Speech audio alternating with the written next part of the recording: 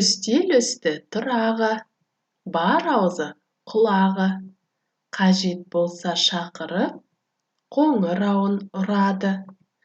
Алыстағы адаммен сөйлестіріп тұрады. Өлең не жайында? Әрине, телефон жайында. Телефон сөзін буынға бөліп айтамын. Сен неше буын бар екенін бақылап отыр. Бірге айтып көрейік. Телефон. Телефон. Телефон сөзінің соңғы буын қайталайықшы. Фон. Фон буыны қай дыбыстан басталып тұр? Қане бірге айтайық. Ф. Ф. Ф.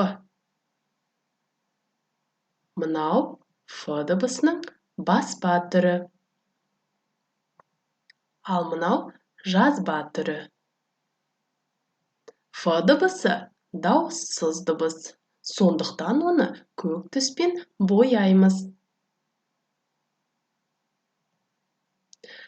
Ал енді Ф дыбысынан басталатын сөздерге назар аударайық. Жазылуын есіңде сақта.